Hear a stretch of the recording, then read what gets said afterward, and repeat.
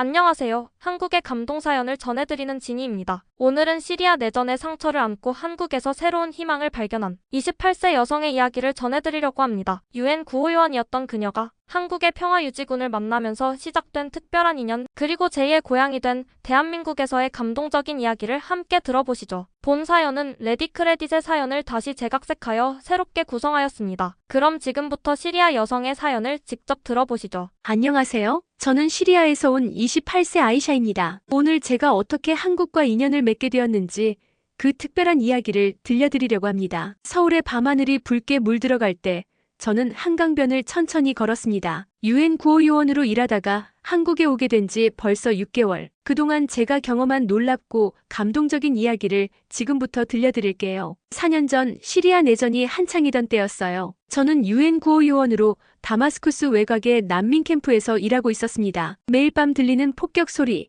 식량과 약품 부족으로 고통받는 사람들. 그때 저는 세상에 희망이 없다고 생각했어요. 그러던 어느 날 저희 난민 캠프에 한국의 평화유지군이 파견되었습니다. 처음에는 그저 또 다른 외국 군인들이라고만 생각했어요. 하지만 그들은 달랐습니다. 매일 아침 캠프 주변을 청소하고 아이들에게 태권도를 가르치고 할머니들의 무거운 짐을 대신 들어드리는 모습. 그들의 헌신적인 모습에 저도 모르게 마음이 움직이기 시작했어요. 특히 잊을 수 없는 순간이 있었어요. 어느 날 갑자기 무장단체가 캠프 근처 마을을 포위했을 때였죠. 모두가 겁에 질려 피했지만 한국 평화유지군은 달랐습니다. 최상원 대위님을 중심으로 한 특수팀이 위험을 무릅쓰고 마을로 들어가 그곳에 남겨진 어린이들과 노인들을 구출했어요. 그날 밤 저는 최 대위님께 여쭤봤어요. 왜 그렇게 위험한 곳에 들어가셨나요? 그분의 대답은 지금도 잊을 수 없습니다. 우리나라도 70년 전에는 전쟁으로 고통받았습니다. 그때 많은 나라들이 우리를 도와줬어요. 이제는 우리가 그 도움을 갚을 차례입니다. 그 말씀을 듣는 순간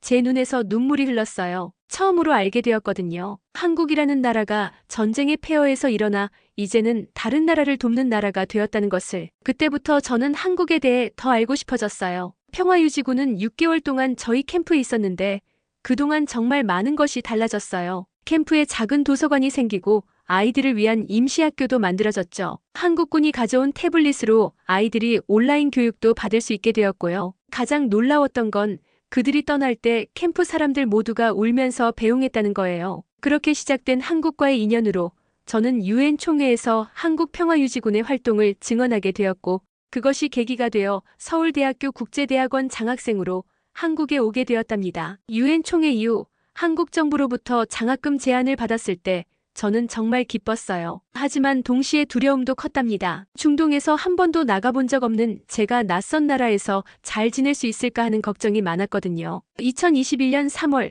드디어 한국행 비행기에 올랐어요.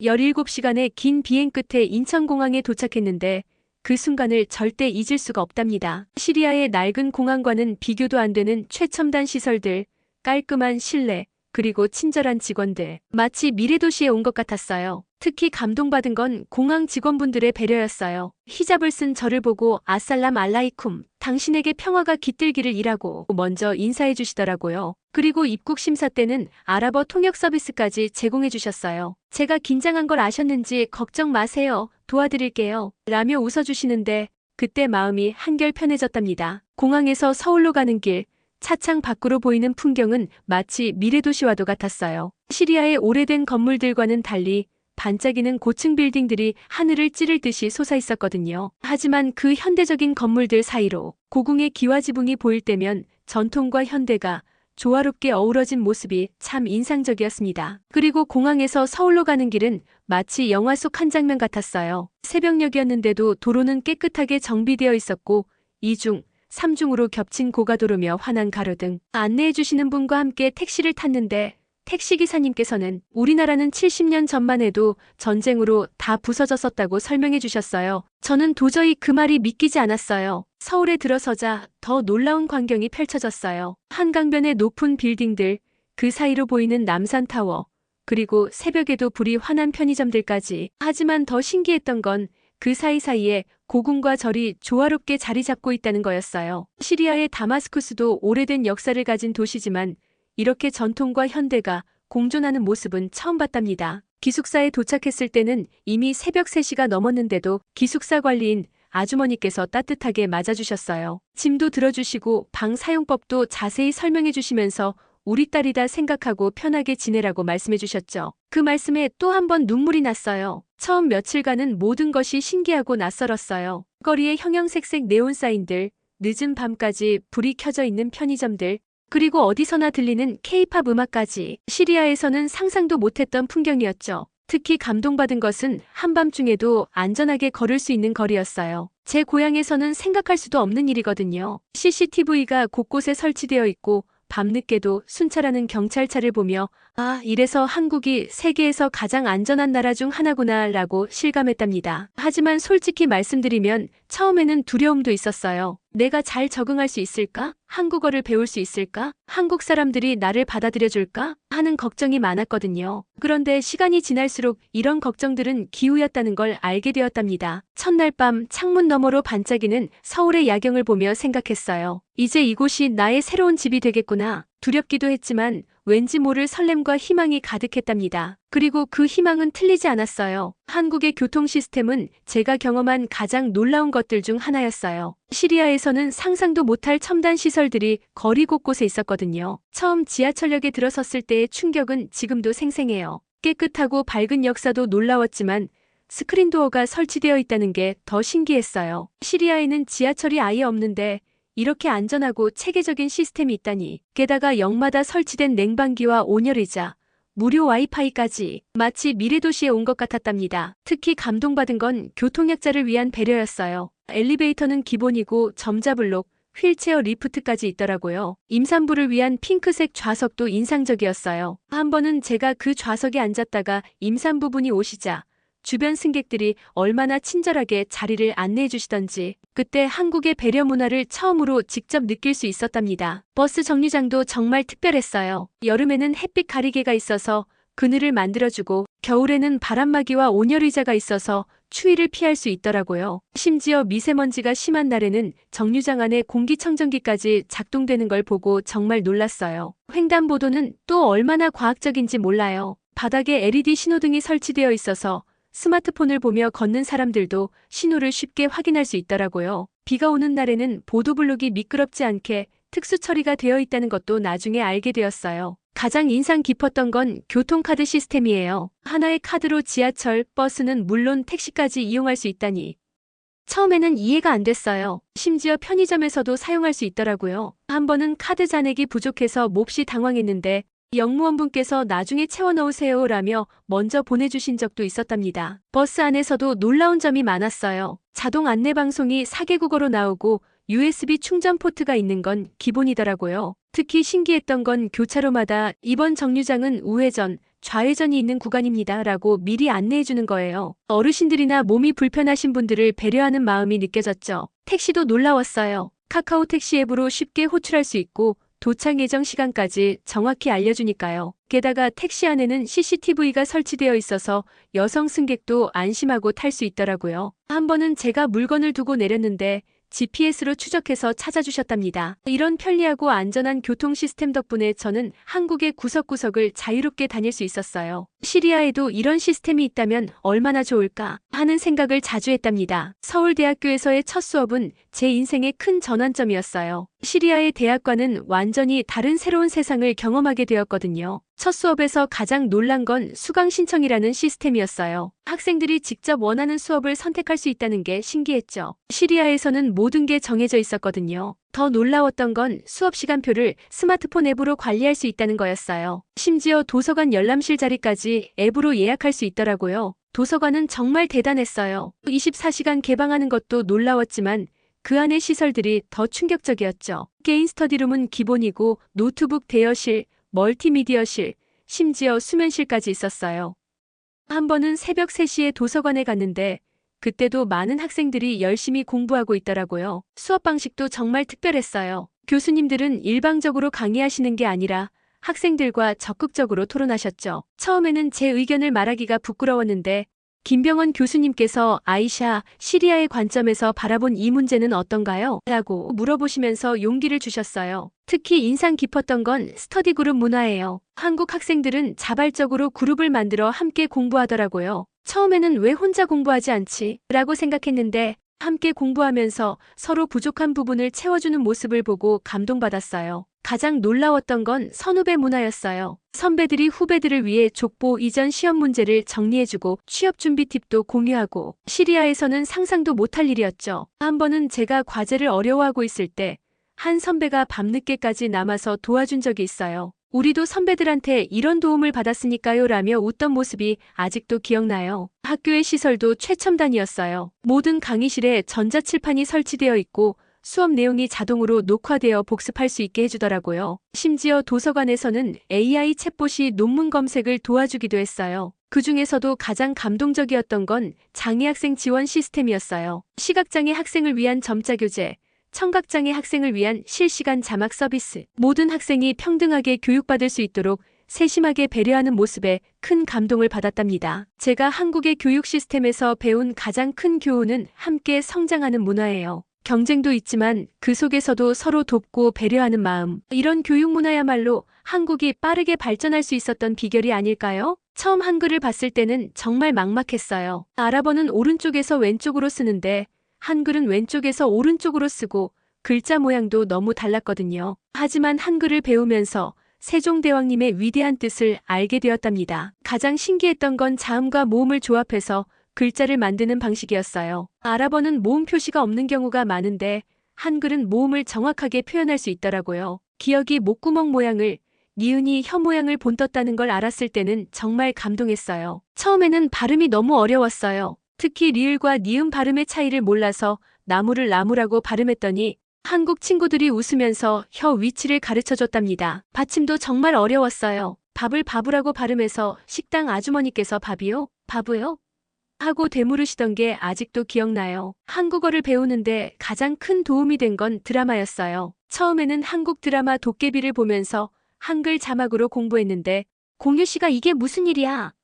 라고 외치는 장면을 계속 따라하면서 연습했죠. 응답하라 1988을 보면서는 서울 사투리도 배웠어요. 어머나, 쯧쯧, 아이고 같은 감탄사는 드라마에서 제일 먼저 배웠답니다. 한국어 학원에서는 재미있는 경험도 많았어요. 한 번은 먹다의 존댓말을 배우는데 드시다와 잡수시다의 차이를 이해하느라 고생했죠. 선생님께서 할아버지께서 진지를 드신다와 내가 밥을 먹는다를 비교하면서 설명해 주셨는데 한국어의 존댓말 체계가 이렇게 복잡하고 어렵다는 걸 알고 정말 놀랐어요. 지하철에서 한글 공부를 하다가 생긴 에피소드도 있어요. 역명을 외우려고 강남역, 역삼역, 선릉역하고 중얼거리고 있었는데 옆자리 할머니께서 제 발음을 하나하나 교정해 주시더라고요. 그러다가 할머니께서 우리 손녀 같다면서 김밥도 건네주셨죠. 한글날에는 특별한 경험을 했어요. 학교에서 외국인 학생들을 위한 한글 100일장이 있었는데 저는 제 인생의 두 번째 알파벳, 한글이라는 주제로 글을 썼어요. 서툰 글이었지만 한글이 제게 준 희망과 꿈에 대해 진심을 담아 썼더니 우수상을 받았답니다. 이제는 한국어로 일기도 쓰고 시도 읽을 수 있게 되었어요. 김소월 시인의 진달래꽃을 처음 읽었을 때는 눈물이 났어요. 나 보기가 역겨워 가실 때에는 이라는 구절의 의미를 이해하게 되었을 때 한국어의 아름다움에 완전히 매료되었답니다. 한국어는 아랍어로 전혀 표현할 수 없는 수많은 감정을 표현하는 아름다운 단어와 문장들이 많아서 너무나 신기하고 놀라웠어요. 그 문장들을 이해하게 되면서부터는 한국어에 진심으로 감동을 하고 있답니다. 한국의 의료 시스템을 처음 경험한 건 제가 갑자기 심한 복통으로 응급실을 찾았을 때였어요. 시리아였다면 응급실에서 몇 시간을 기다려야 했겠지만 한국은 달랐답니다. 응급실에 도착하자마자 의료진이 달려와서 체크를 해주시더라고요. 외국인인 제가 의사소통이 어려울까봐 통역 서비스까지 제공해 주셨어요. 검사실에서는 최첨단 CT 촬영을 하고 30분도 안 되어 결과가 나왔죠. 시리아에서는 CT 촬영 한 번 하려면 며칠을 기다려야 하는데 말이에요. 가장 놀라웠던 건 건강보험 시스템이었어요. 외국인 유학생은 건강보험법에 따라 건강보험에 가입할 수가 있고 이를 통해 한국 병원에서 의료보험 혜택을 받을 수 있다는 겁니다. 외국인 유학생인 저도 건강보험에 가입할 수 있다는 게 정말 신기했죠. 응급실 진료비가 한화로 5만 원 정도였는데 시리아였다면 최소 100만 원은 넘었을 거예요. 의사 선생님께서 한국은 건강보험 덕분에 저렴하게 진료받을 수 있어요라고 설명해 주셨을 때 이게 바로 선진국의 복지구나 싶었답니다. 동네 의원도 정말 편리했어요. 스마트폰 앱으로 실시간 예약이 가능하고 대기 시간까지 알려주더라고요. 진료를 받고 나면 처방전이 자동으로 근처 약국으로 전송되고 약국에서는 약 복용법을 상세히 설명해 주시고 복용 시간별로 약봉투도 구분해 주셨어요. 특히 감동적이었던 건 예방접종 시스템이에요. 독감 예방접종을 하러 갔는데 저의 모든 접종 기록이 전산화되어 있더라고요. 의사 선생님께서 다음에는 이런 예방접종이 필요해요라고 미리 알려주시는데 이런 섬세한 건강관리 시스템이 있다는 게 놀라웠어요. 한의원 체험은 정말 특별했답니다. 처음에는 침을 맞는다는 게 무서웠는데 한의사 선생님께서 동양의학은 몸과 마음을 함께 치료하는 거예요라고 설명해 주셨어요. 침뜸, 부항 같은 전통 치료를 받으면서 한국 전통의학의 과학성도 배웠죠. 특히 한약을 지을 때 전자 시스템으로 정확한 용량을 맞추는 걸 보고 놀랐어요. 여성 전문 병원의 시스템도 인상적이었어요. 정기검진을 받으러 갔는데 여성 전용 공간이 따로 있고 여의사 선생님께 진료를 받을 수 있어서 정말 편했답니다. 중동에서는 상상도 못할 일이에요. 야간 진료도 특별했어요. 한 번은 밤 10시에 갑자기 이가 아파서 고민했는데 근처에 24시간 치과가 있더라고요. 늦은 시간임에도 친절하게 진료해 주시고 사후 관리까지 꼼꼼히 설명해 주셨죠. 원격 진료 시스템도 경험해 봤어요. 코로나19 시기에 경증 증상이 있어서 비대면 진료를 받았는데 화상으로 의사 선생님과 상담하고 처방까지 받을 수 있다는 게 신기했어요. 가장 감동적이었던 건 의료진들의 따뜻한 마음이에요. 어느 날 혼자 아파서 병원에 갔는데 간호사 선생님께서 가족들 멀리 있어서 힘들죠? 라며 위로해 주셨어요. 그리고 약 먹는 시간마다 알람을 맞춰주시고 전화로 상태도 체크해 주셨답니다. 이런 의료 시스템이 있었기에 한국에서의 생활이 더욱 안심이 되었어요. 시리아에도 이런 시스템이 있다면 얼마나 좋을까 하는 생각을 자주 했답니다. 한국에서 제가 가장 크게 느낀 건 정이라는 특별한 문화예요. 아랍에도 타카풀이라고 서로 돕는 문화가 있지만 한국의 정은 또 다른 차원이더라고요. 처음 이 문화를 경험한 건 학교 식당에서였어요. 혼자 밥을 먹고 있는데 옆 테이블에 한국 학생이 자기 반찬을 나눠주려 하더라고요. 처음엔 당황했어요. 아랍에서는 가족이나 아주 가까운 사이가 아니면 음식을 나누는 일이 드물거든요. 우리는 같은 학교 학생이잖아요. 다 같이 나눠 먹어요. 라는 말에 깊은 감동을 받았답니다. 특히 놀라웠던 건 밥약속이라는 문화예요. 시리아에서는 식사 약속을 잡을 때 항상 명확한 이유가 있어야 하는데 한국은 밥 한 끼 하자는 말로 관계가 시작되더라고요. 처음에는 이해가 안 됐지만 이게 한국인들의 따뜻한 마음을 표현하는 방식이란 걸 나중에 알게 되었어요. 김 교수님 가족과의 추석 경험은 정말 특별했어요. 아랍의 이드 명절처럼 가족들이 모이는 건 비슷했지만 한국의 추석에는 뭔가 더 특별한 게 있었죠. 송편 만들기를 하면서 교수님의 어머님께서 우리 며느리처럼 예쁘게 만든다고 칭찬해 주셨는데 그때 눈물이 났어요. 타지에서 온 외국인을 가족처럼 대해주시는 그 마음이 너무나 따뜻했거든요. 기숙사 아주머니와의 인연도 잊을 수 없어요. 제가 라마단 기간에 금식을 할 때였는데 아주머니께서 저녁마다 과일을 준비해 두셨더라고요. 해지고 먹어야지 하시면서요. 시리아 엄마가 생각나서 또 한 번 눈물을 흘렸답니다. 한 번은 길을 잃었을 때 한 아주머니께서 30분이나 걸어서 제가 가려는 곳까지 직접 데려다 주셨어요. 아랍에서도 손님을 환대하는 문화가 있지만 이렇게 낯선 사람을 위해 긴 시간을 할애하는 건 보기 드문 일이에요. 학교 앞 분식점 사장님과의 인연도 특별했어요. 매일 아침 들르는 저를 기억하시고 오늘은 시험이죠? 파이팅 하세요. 라고 응원해 주시고 종종 서비스로 떡볶이도 더 많이 주시고 이런 작은 친절이 쌓여서 한국이 제 두 번째 고향이 되었답니다. 동네 이모라는 개념도 신기했어요. 자주 가는 식당 주인 아주머니께서 앞으로는 이모라고 불러 하시면서 늘 반찬을 더 담아주시고 명절에는 떡도 챙겨주시고 아랍에서는 혈연관계가 아닌 사람을 가족이라 부르는 일이 거의 없는데 한국은 마음으로 가족이 되는 게 가능하더라고요. 한국의 치안은 제가 경험한 그 어떤 나라와도 비교할 수 없을 정도로 놀라웠어요. 처음에는 이런 안전한 나라가 정말 존재하는 건가 싶을 정도였답니다. 가장 충격적이었던 건 핸드폰 지키기로 자리를 맞는 문화였어요. 처음 스타벅스에 갔을 때 사람들이 핸드폰이나 노트북을 테이블에 두고 커피를 주문하러 가더라고요. 시리아에서는 상상도 못할 일이에요. 한 번은 제가 너무 걱정돼서 옆자리 손님의 노트북을 지켜주려고 했는데 오히려 그분이 저를 이상하게 쳐다보시더라고요. 늦은 밤 지하철역 주변에서의 경험도 잊을 수 없어요. 새벽 1시가 넘었는데도 젊은 여성들이 혼자 당당하게 다니는 모습에 놀랐죠. 시리아에서는 해가 지면 여성들은 반드시 남성 가족과 함께 다녀야 하거든요. 처음에는 저도 무서웠는데 이제는 늦은 밤 산책이 일상이 되었답니다. 특히 인상적이었던 건 분실물 처리 시스템이에요.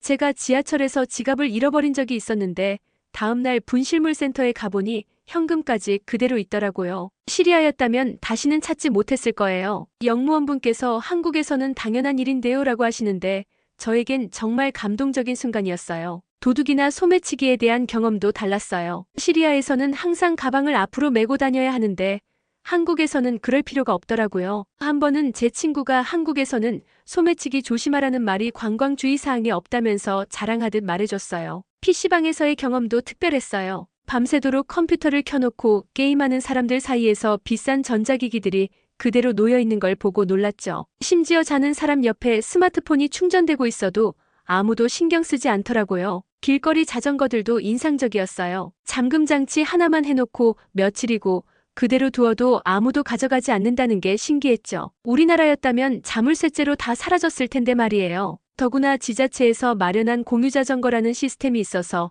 자전거를 어디서나 빌려서 편리하게 이용할 수 있고 앱을 이용해서 대여와 반납 결제가 모두 되는 시스템은 정말 놀라웠어요. 편의점 무인 계산대도 처음엔 이해가 안 됐어요. 사람이 지키지 않는데 물건을 가져가지 않고 정직하게 계산하는 문화라니. 이런 게 바로 선진국의 시민의식이구나라고 생각했답니다. 가장 놀라웠던 건 미담이 뉴스가 된다는 거예요. 시리아에서는 주로 사건 사고나 범죄가 뉴스가 되는데 한국은 착한 일을 한 시민들의 이야기가 뉴스가 되더라고요. 이런 문화가 있기에 한국이 더 안전한 나라가 되는 것 같아요. CCTV도 인상적이었어요. 시리아에서는 CCTV가 감시의 도구로 여겨지는데 한국에서는 시민의 안전을 지키는 보호막 같은 존재더라고요. 심지어 범죄 예방을 위해 골목골목에 설치된 비상벨을 보면서 이래서 한국이 세계에서 가장 안전한 나라 중 하나구나 하고 실감했답니다. 처음 한국에 왔을 때는 걱정이 너무 많았어요. 히잡을 쓴 무슬림 여성을 한국 사람들이 어떻게 바라볼지,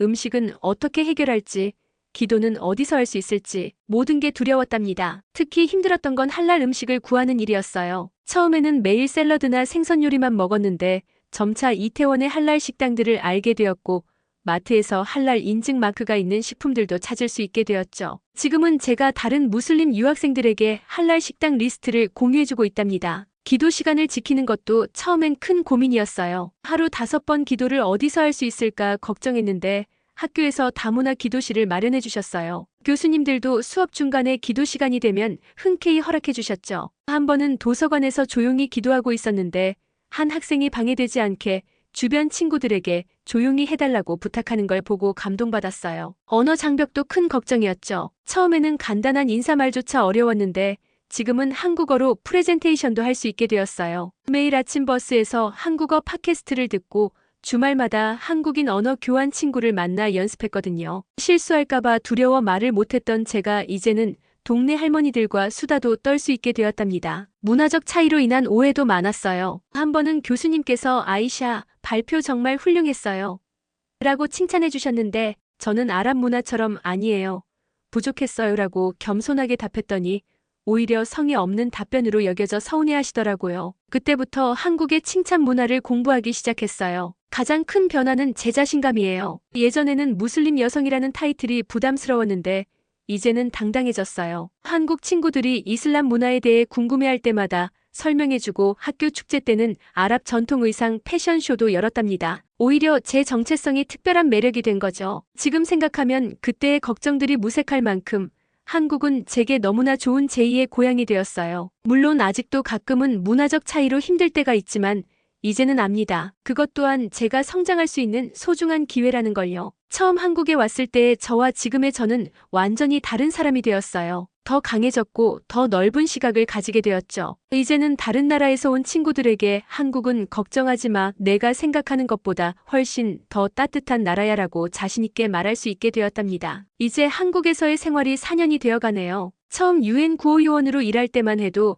제가 이렇게 큰 꿈을 꾸게 될 줄은 몰랐어요. 한국은 제게 단순한 유학 국가가 아닌 새로운 꿈을 만들어준 곳이 되었답니다. 제 첫 번째 목표는 한국의 의료 시스템을 시리아에 도입하는 거예요. 특히 전자의무 기록 시스템과 원격 진료 기술을 접목시키고 싶어요. 시리아의 의료 인프라가 부족한 지역에서도 좋은 의료 서비스를 받을 수 있도록 말이죠. 이미 몇몇 한국 의료기업들과 협력 방안을 논의하고 있다고 합니다. 두 번째는 교육 분야예요. 한국의 온라인 교육 시스템을 보면서 많은 영감을 받았어요. 전쟁으로 학교에 가지 못하는 시리아 아이들을 위해 한국의 이러닝 기술을 활용한 교육 프로그램을 만들고 있어요. 서울대학교 교수님들과 함께 아랍어 버전의 교육 콘텐츠도 개발 중이랍니다. 세 번째로는 양국의 문화 교류 사업을 꿈꾸고 있어요. 한 시리아 청년 포럼을 기획 중인데 양국의 청년들이 서로의 문화를 이해하고 평화에 대해 이야기하는 자리를 만들고 싶어요. 이미 몇몇 기업들이 후원 의사를 밝혀주셨답니다. 특히 자랑스러운 건 제가 한국의 정문화를 시리아에 전파하는 평화대사가 되어가고 있다는 거예요. 전쟁으로 상처받은 사람들의 마음을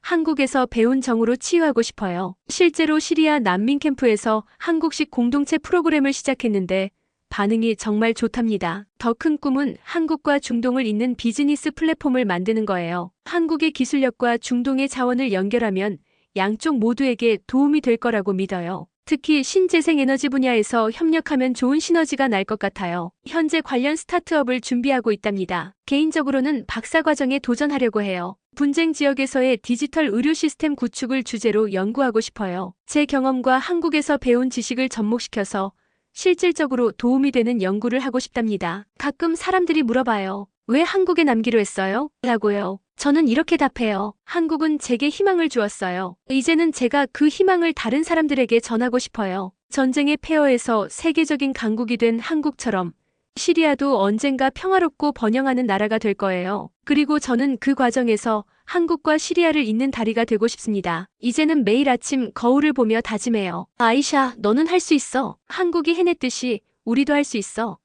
한국에서 배운 할 수 있다는 믿음, 그리고 포기하지 않는 정신으로 저의 꿈을 하나씩 이뤄나갈 거예요. 여러분, 지금까지 아이샤 씨의 이야기 어떠셨나요? 낯선 땅에서 시작된 그녀의 도전이 이제는 두 나라를 잇는 희망의 다리가 되어가고 있습니다. 전쟁의 상처를 안고 온 한 여성이 대한민국에서 발견한 따뜻한 정과 새로운 꿈. 우리가 당연하게 여기는 것들이 누군가에게는 얼마나 특별하고 소중한 것인지 다시 한번 생각해보게 되네요. 아이샤 씨가 꿈꾸는 것처럼 우리나라가 세계의 많은 이들에게 희망이 되길 바라며 오늘 이야기는 여기서 마무리하도록 하겠습니다. 이 영상이 도움이 되셨다면 구독과 좋아요, 알림 설정 버튼을 꼭 눌러주세요. 여러분의 성원에 힘입어 앞으로도 더 많은 감동적인 이야기를 전해드리겠습니다. 지금까지 감동사연을 읽어드린 저는 진이었습니다. 끝까지 시청해주셔서 진심으로 감사합니다.